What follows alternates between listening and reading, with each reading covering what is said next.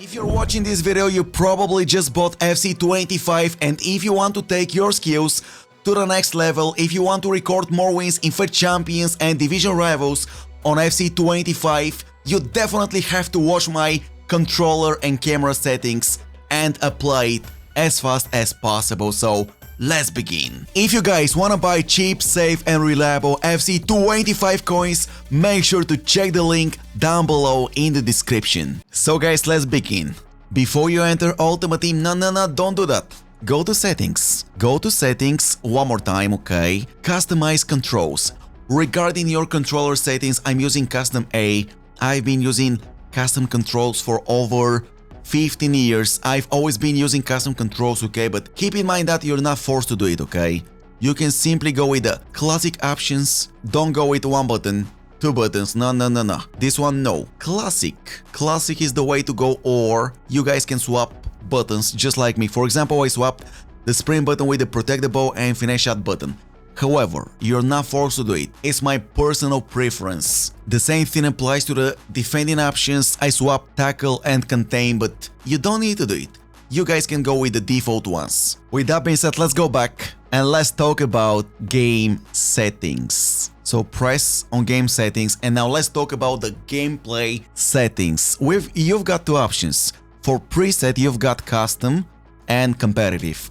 When you guys play FUT Champions and Division Rivals, when you guys play the competitive game modes, you are forced to go with competitive, so I highly recommend to every single one of you guys, put competitive preset and leave it like this. Do not change it. So auto shots off, assisted headers off. Unfortunately, when you guys play online, in FUT Champions, Division Rivals, headers are manual. They've been manual for the last 5 years or so. Shot assistance, I highly recommend to every single one of you to go with assisted.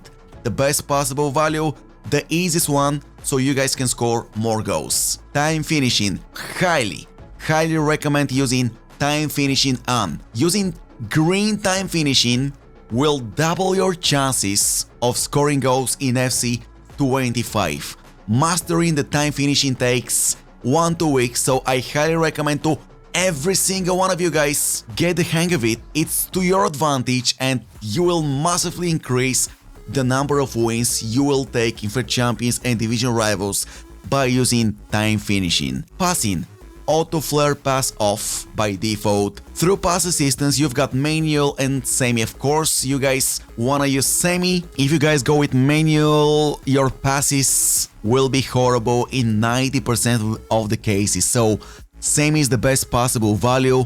Love through passes, you've got manual and semi. Once again, go with semi. Why would you try to master manual when all of your opponents in FUT Champions are going to abuse semi and assisted? It doesn't make sense. Ground pass assistance, of course, leave it at assisted. Cross assistance, assisted. Lob pass assistance, assisted. Once again, guys, doesn't make sense to go with manual. Semi, assisted is number one option you guys can go with. Pass receiver lock. So you've got power up, late and animation start. In my opinion, you should go with animation start. This is the earliest possible your pass receiver is locked. The pass receiver is locked early at the time when the kicking animation begins. This is the earliest possible moment, so in my opinion, this is the best option. Precision pass sensitivity. Guys, if you go with high precision pass sensitivity, the aim will always match your left stick angle input, making it more responsive yet more challenging to aim precisely. In other words, high is manual and normal is semi. You guys don't want to go with manual, you guys want to go with semi. That's why I'm going to leave it at normal. Auto clearance, it's off by default. Clearance assistance, directional or classic, I highly recommend that. In the previous FIFA, it was only available classic, but from FC24, they added one more option, directional. I tried them both, and directional is much better, guys. You have control of the direction of your clearance. You can clear the ball left, right, forward, backwards, it's all up to you. AI will only assist regarding the shot power. The direction is controlled by yourself. Jockey, manual, defending, guys, we've got two options. Tactical and advanced defending. I highly recommend to every single one of you guys to get the hang of the advanced defending. Advanced defending gives you the freedom. Advanced defending gives you the freedom to choose your tackle type. Press circle to attempt a stand tackle, press X to attempt a shoulder challenge or a seal out. So definitely advanced defending, guys. You've got variety of options to defend, especially if you guys want to take your skills to the next level when it comes to FUT champions and division rivals. Advanced defending is the way to go. Pass, block, assistance, on and off. Of course, you wanna use on. Everyone else in FUT champions is going to use on. Of course, you wanna use on, and AI is going to help you with the auto blocks. I don't like auto blocks by AI, but it's in the game, so why would you ignore it? Of course, you wanna take advantage of it. Switching, auto switching, manual, only on air bows, automatic, only on loose bows. And the last option is on air bows and loose bows. Pro players are using manual.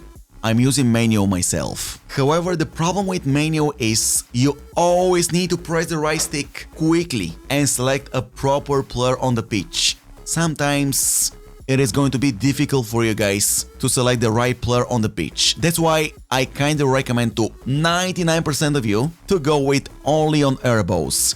The game will only switch players on lob passes and crosses. For any other case, you have to select the player by yourself using the right stick or the L1, LB button of your controller. Auto switching move assistance. None is the best possible value. You don't want your players to keep running towards their default direction chosen by AI. In my opinion, without any doubt, none is the best possible value, guys. If you go with low or high, the player that you select will keep running towards his default direction for a bit longer period. You don't want this, okay? You want the player that you select to stop immediately and start running in the direction that you choose, using the left stick of your controller.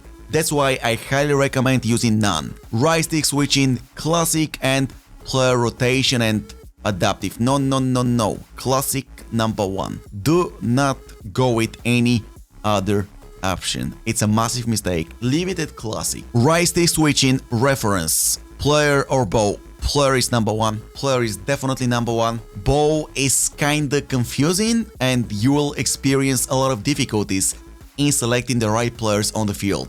So leave it at player relative. Right stick switching sensitivity. It is regarding switching to your players using the right stick, guys. If you go with 10, it's full manual, okay? If you guys go to 1, it's kinda... If you guys go to 0, it's kinda assisted. I don't know what to say. Sometimes when you guys play online, you know what's the actual problem of using 10? The gameplay responsiveness. You guys know when you play this game online against real opponents, sometimes servers are a mess. Gameplay responsiveness is horrible and it is difficult for you to properly use the right stick switching. That's why, in my opinion, using around 6 is kinda the best value. It's 65-70% you that select the direction and also 30% esports. And the only reason, guys, I don't use 10 is the gameplay responsiveness, because we all know how slow EA servers are. So I'm just gonna leave it at 6. Next player switching, guys, classic, closest to the bow, go side, leave it at classic. The best player will be determined by various factors. Basically, AI is going to choose the best possible player on the field. Also, closest player to the bow is a great value, but I kinda wanna count on AI to select the best player for me. Reaction time modifier. You've got on, off, and that's it. By the way, this is something new I've never seen before.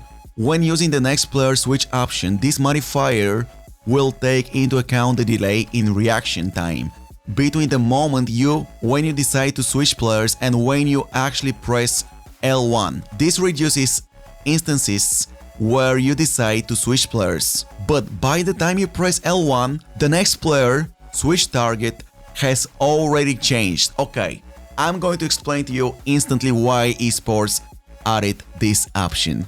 Because of the gameplay responsiveness and delay in FIFA. I'm going to leave it at 5. Reaction time modifier sensitivity. You guys can boost it or lower it depending on how you guys feel during your matches. Basically, it all comes down to responsiveness. It all depends if your gameplay is responsive. For example, if your gameplay is super responsive, okay, if you don't have problems with delay, you can actually deactivate this option. You don't even need this option activated. However, if your connection is not the best, I highly recommend using reaction time modifier on. Player lock on, definitely on. It will increase your skills if you take advantage of the player lock system in FC25. Let's go and talk about dribbling. This one is off. Goalkeepers. Safe assistance, of course it's gonna be assisted. You want your goalkeepers to make saves by themselves, aka AI goalkeeping. Now let's talk about analog sprint off, 100% off. Analog sprint allows you to control how fast you sprint. No. When you guys hold the R1, R2 button on your PlayStation. No. You want to start sprinting with your player's maximum pace the moment you start tapping the button, okay? So definitely leave it at off. Otherwise, it's gonna be something like adaptive. The more you press it, the faster your player will start running, and sometimes it is going to be a problem for you because if you don't press it until the end instantly, guys, your player will not run with his maximum sprint speed. But if you go with off, doesn't matter how hard you press the button of your controller, the player on the ball is going to use his maximum sprint speed. And last but not least, we've got trigger effect off. If you guys go with on, you're going to concede more losses. It's going to be more difficult for you to hold the controller and press buttons. Off, definitely off. User, no, it's not, it's off also. Guys, if you go with this one or this one, bro, you won't be able to play for champions. Do you guys realize it? Off, 100%. Match settings. I'm not going to change anything here. It's regarding kickoffs. It's all up to you guys. Regarding the camera settings, guys, let's go and start a game. I want to show you the difference by using my custom options. So this is the way you guys see the pitch without making the change. So we press the pause button, we go to settings, camera settings, and we're going to switch to, let me guys show you now, we're going to use telebroadcast. In my opinion, telebroadcast, #1 possible camera you guys can use in FC 24-5 for the best defending and best attacking, okay? I'm going to put telebroadcast everywhere. Regarding the rush camera game mode, you don't have telebroadcast. The closest one to telebroadcast is rush broadcast. Also it's very important, guys. Custom camera settings. Take a look at this now. Okay, I'm going to boost this one to 20. I'm going to make the zoom 0. The far side focus, I'm going to make this one 0 also. Penalty area zoom 0, 0, everything 0, guys. Bang. Power shot zoom animation off, and that's it. Let's go back now. I want to show you the difference, guys. Take a look at this now. There we go. Camera is 10 times better, guys. You guys can see every single one of your players on the pitch. Passing, defending, crossing, shooting, everything is going to be much easier for you. Telebroadcast, #1 camera to use in FC25. So we spoke about the camera settings, let's go to visual. I'm going to use player name and indicator. This one is also player name. The size of the indicator, it's all up to you. I'm going to leave it at default. Player indicator fade off. Playstyles plus off. I don't like it. Sometimes it causes lags in your gameplay. That's why I use off. Next, player switching indicator on. Player base difficulty indicator off, on. The drop down clock off. Precision pass visuals 100% off. It's annoying, it's horrible. Precision shot visuals off. The radar, I like using 3D. Regarding the colors, you guys can go with red and blue, for example, or you can leave the default colors. But keep in mind that if you guys go with the default ones, sometimes in Ultimate Team you will experience difficulties in recognizing your players on the radar.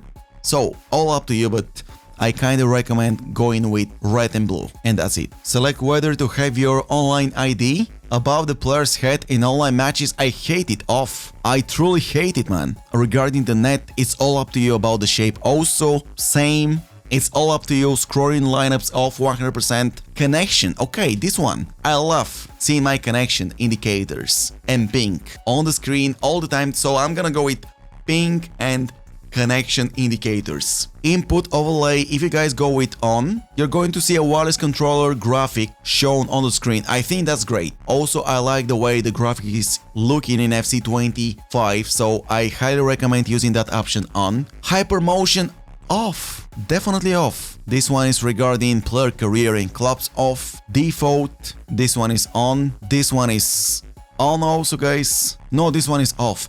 Choose if you want to be. Bro, you don't want esports to give you any advice during your matches, guys.